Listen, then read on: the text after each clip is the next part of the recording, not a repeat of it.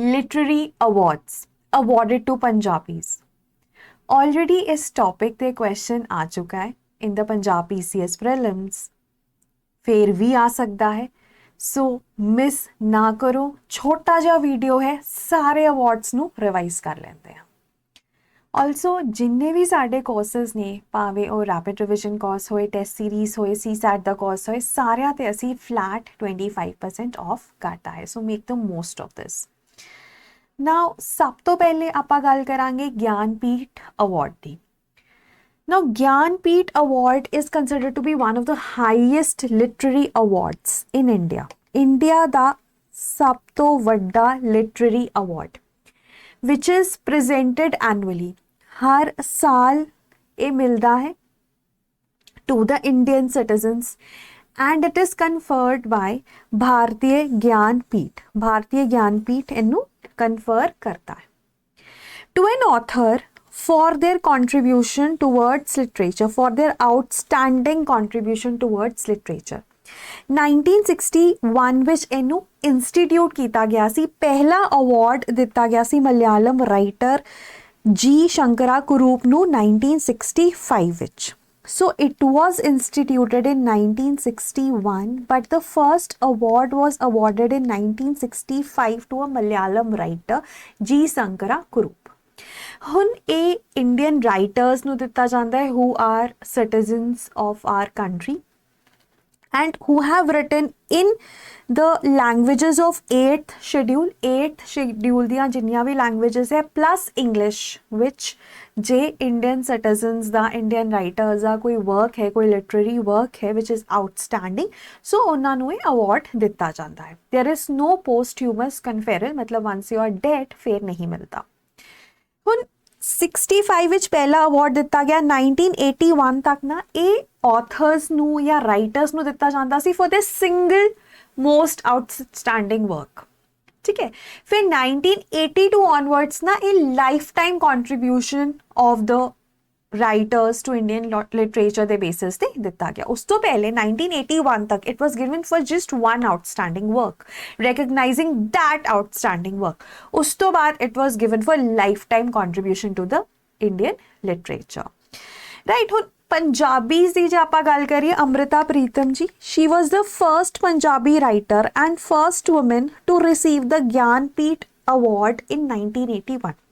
So first Punjabi writer and also the first woman to receive the Gyanpith Award in 1981 for her Punjabi poetry। और क्योंकि 1981 तक specific outstanding work ਲਈ ਦਿੱਤਾ ਜਾਂਦਾ ਸੀਗਾ ਤੇ ਇਹਨਾਂ ਨੂੰ ਮਿਲਿਆ ਸੀ ਕਾਗਜ਼ ਦੇ canvas which is her poetry, ਉਹਦੇ ਕਰਕੇ। ਹੋਰ ਵੀ ਇਹਨਾਂ ਦੇ ਬਹੁਤ ਸਾਰੇ works ਨੇ, ਜਿਵੇਂ novels ਨੇ ਪਿੰਜਰ, ਜਿਹਦੇ ਲਈ ਇਹਨਾਂ ਨੂੰ ਬਹੁਤ ਸੈਲੀਬ੍ਰੇਟ ਕੀਤਾ ਜਾਂਦਾ ਹੈ।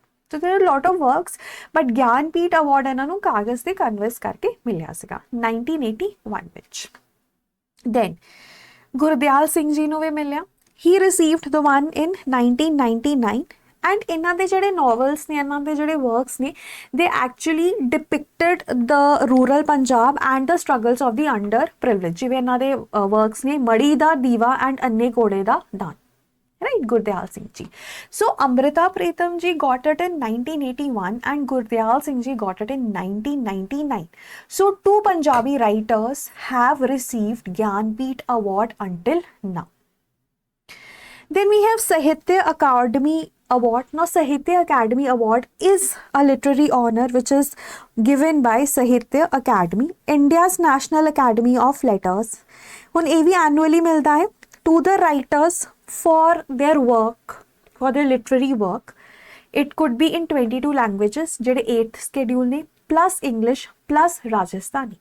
ਹੁਣ ਇਹ 1954 ਵਿੱਚ establish ਹੋਇਆ ਸੀ। So this goes a little back than the Gyanpith Award, but Sahitya Academy Award ਨਾ different languages ਵਿੱਚ ਦਿੱਤਾ ਜਾਂਦਾ, ਜਿਵੇਂ ਪੰਜਾਬੀ ਵਿੱਚ ਹੈ ਨਾ 1955 onwards ਪੰਜਾਬੀ ਨੂੰ ਪੰਜਾਬੀ ਵਿੱਚ ਅੱਜ ਤੱਕ ਹਰ ਸਾਲ ਇੱਕ ਅਵਾਰਡ ਦਿੱਤਾ ਗਿਆ ਹੈ। ਰਾਈਟ, ਜਿਵੇਂ ਜੇ ਆਪਾਂ ਗੱਲ ਕਰੀਏ 1955 ਵਿੱਚ ਪਹਿਲੀ ਵਾਰ ਦਿੱਤਾ ਗਿਆ ਟੂ ਭਾਈ ਵੀਰ ਸਿੰਘ ਜੀ ਫॉर ਮੇਰੇ ਸੈਣੀਆਂ ਜਿਓ ਅ ਪੋਇਟਰੀ। ਫਿਰ ਨੈਕਸਟ ਈਅਰ 1956 ਵਿੱਚ ਸੁਨੇਹੇ ਅੰਮ੍ਰਿਤਾ ਪ੍ਰੀਤਮ ਜੀ ਦੀ ਪੋਇਮ ਹੈ, ਉਹਨਾਂ ਨੂੰ ਮਿਲਿਆ। ਠੀਕ ਹੈ, ਸੋ 1955 onwards ਹਰ ਸਾਲ ਇਹ ਅਵਾਰਡ ਦਿੱਤਾ ਜਾਂਦਾ ਹੈ to a Punjabi writer.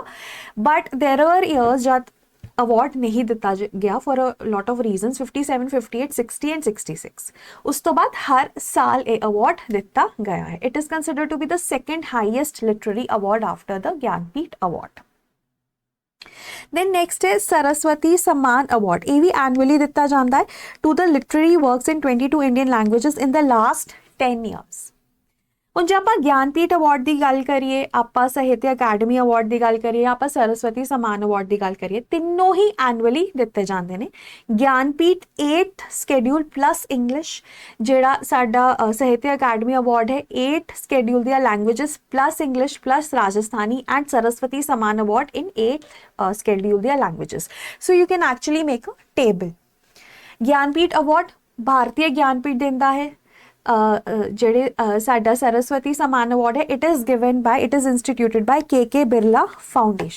Birla Foundation and it is also one of the highest recognitions in the field of Indian literature ਹੁਣ ਇਹ ਇੰਸਟੀਟਿਊਟ ਕੀਤਾ ਗਿਆ ਸੀ 1991 ਵਿੱਚ ਜਿਹੜਾ ਸਾਡਾ ਗਿਆਨਪੀਠ ਅਵਾਰਡ ਹੈਗਾ ਉਹ 1961 ਵਿੱਚ ਇੰਸਟੀਟਿਊਟ ਕੀਤਾ ਗਿਆ ਬਟ 1965 ਵਿੱਚ ਪਹਿਲਾ ਇੱਕ ਮਲਿਆਲਮ ਰਾਈਟਰ ਨੂੰ ਮਿਲਿਆ ਜਿਹੜਾ ਸਾਡਾ ਸਾਹਿਤ ਅਕੈਡਮੀ ਅਵਾਰਡ ਹੈ that was instituted in 1955 and this Saraswati Samman award was instituted in 1991 ਹੋਰ ਇਹਨਾਂ ਦਾ ਜਿਹੜਾ ਪਹਿਲਾ ਅਵਾਰਡ ਸੀਗਾ ਉਹ ਹਰੀਵੰਸ਼ ਰਾਏ ਜੀ ਨੂੰ ਦਿੱਤਾ ਗਿਆ Harivansh Rai ji Bachchan for their 4-volume autobiography and ਜੇ ਆਪਾਂ ਪੰਜਾਬੀਜ਼ ਦੀ ਗੱਲ ਕਰੀਏ ਤਾਂ 3 ਪੰਜਾਬੀਜ਼ ਨੂੰ ਇਹ ਅਵਾਰਡ ਮਿਲਿਆ ਹੈ 1994 2001 and 2009 1994 ਵਿੱਚ ਹਰਭਜਨ ਸਿੰਘ ਜੀ ਨੂੰ ਮਿਲਿਆ for ਰੁੱਖ ਤੇ ਰਿਸ਼ੀ ਦਲੀਪ ਕੌਰ ਤਿਵਾਣਾ ਨੂੰ 2001 ਵਿੱਚ ਮਿਲਿਆ ਕਥਾ ਕਹੋ ਉਰਵਸ਼ੀ ਐਂਡ ਸੁਰਜੀਤ ਪੱਤਰ ਜੀ ਨੂੰ 2009 ਵਿੱਚ ਲਫ਼ਜ਼ਾਂ ਦੀ ਦਰਗਾਹ